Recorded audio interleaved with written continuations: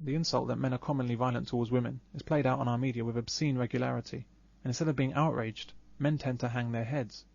Too many men believe these stories, despite their own experience and their own upbringing. You do kind of make excuses for their behaviour, but... Well, I know you've been to Women's Aid, haven't you, the domestic violence charity, to hear from them what goes on. You've spoken to victims of domestic violence. I have, and survivors who've come through the other side. And going to Women's Aid to find out about domestic violence is like going to a Sony centre to find out about televisions. You'll come out with information, facts and figures that all confirm, without a shadow of a doubt, that Sony televisions are the very best on the planet. And how do you know this? Well, because the staff at the Sony Centre told you. Women's Aid and Refuge, and other businesses making money out of domestic violence, are there to sell a story. The story isn't true, but it's highly believable. The story has female victims and male perpetrators, and the more people they can sell it to, the more money they make.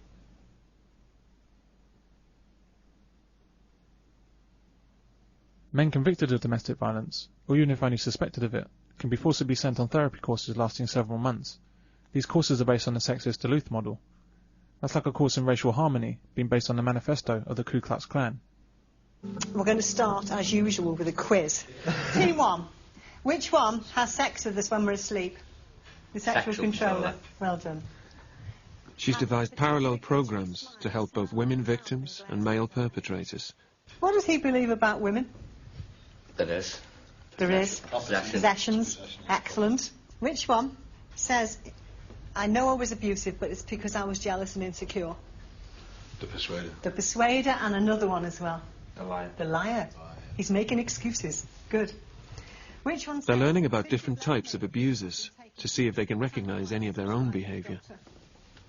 Which one compares us to Jordan when we're watching television? Very unfavourably, usually. Yeah. The head worker. The head worker, excellent. What does he believe about women? What does he believe about our intelligence and abilities?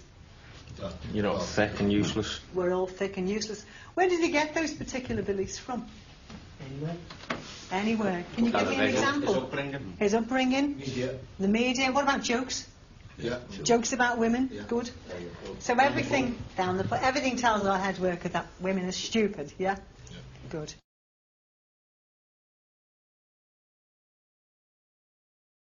Is it really only from a man to a woman? Cindy, you're missing the big picture here. There is no big There is. picture Yes, here, there- Jack. Hey, You're all talking right, about look. quitting. Look, all What do you my think life, that means about everybody's your been kids? telling me what What to do do you think that ever means since to college. me? This You is know not what it means your to me? decision, it is my decision.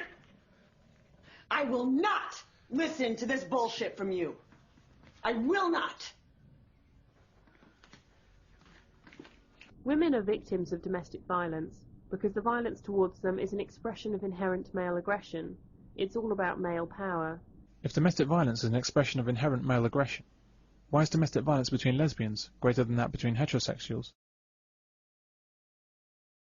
Male oppression is sponsored by patriarchy within our society, and domestic violence results from an imbalance in economic power between men and women. Well, historically, men have always earned more than women, due to men working more hazardous and demanding jobs with longer hours. This has never made men more or less violent towards women. Rather than power, it's actually powerlessness that triggers domestic violence. What kind of things do you think women do that could cause domestic violence or cause... Could cause a man to behave violently? Yes, yeah. Well, by threatening to remove his children, by threatening to kick him out of his home, by threatening to leave him and take the things that he loves away from him. The problem for men is that they have no real legal recourse.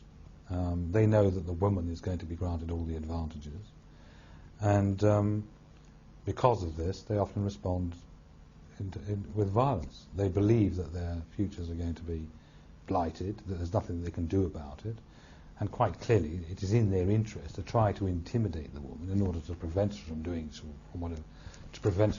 whatever she is threatening to do. Given that they can't do this legally, or don't believe that they can do this legally, they're likely to use violence in order to protect their own interests.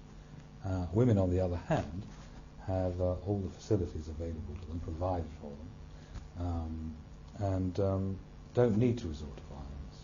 Research evidence makes clear that domestic violence is often closely linked to personality disorders, particularly amongst women, rather than any supposed male dominance in society. The only things that men dominate in Western society are the figures for heart attacks, homelessness, workplace deaths, and suicides. Like so many of the slogans invented by feminism, the term male-dominated is a myth, and always has been.